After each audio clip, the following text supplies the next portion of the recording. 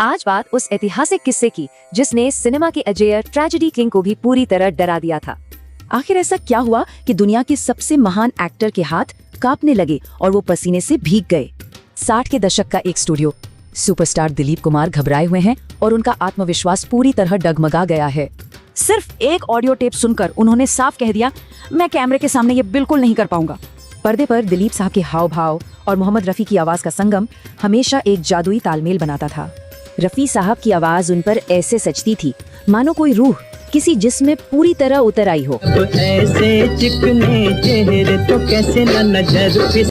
खैर, इस जादुई सफर में अचानक एक बहुत बड़ा तूफान आया और वो था फिल्म कोहिनूर का एक खास गाना था मधुबन में राधिका।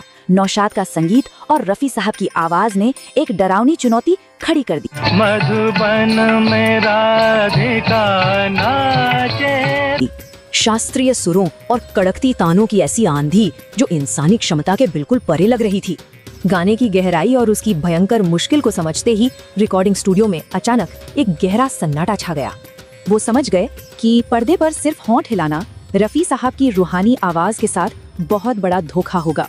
कला के साथ सच्चा न्याय करने की एक अजीब सी बेचैनी सुपरस्टार को अंदर ही अंदर खा रही थी। लेकिन हार मानना तो उनके खून में था ही नहीं। उन्होंने ठान लिया कि स्क्रीन पर कोई झूठ नहीं दिखेगा। फिर क्या था, उन्होंने सब कुछ छोड़ दिया और कैमरे का सामना करने के लिए महीनों तक असली सितार सीखा। मशहूर उस्ताद हलीम जाफर खां के मार्गदर्शन में उनका ये गहन और बेहद दर्दनाक सितार प्रशिक्षण शुरू हुआ। उंगलियों में छाले पड़े, हाथ दर्द से कांपने लगे, फिर भी अभ्यास नहीं रुका ताकि गले की नसें असली दिखें। ये दर्द सिर्फ इसलिए सहा ताकि लोगों को लगे कि दिलीप कुमार सच में सितार बजा रहे हैं। जब ये शानदार प्रदर्शन सिल्वर स्क्रीन पर उतरा तो ये सिर्फ एक गाना नहीं बल्कि अमर इतिहास बन गया। एक लेजेंड ने गायन की असंभव चुनौती दी और दूसरे ने पसीना बहाकर उसे हमेशा के लिए अमर कर दिया। असल में इसे ही इबादत कहते हैं, अपनी कला के प्रति एकदम सच्चा, अटूट और गहरा समर्पण।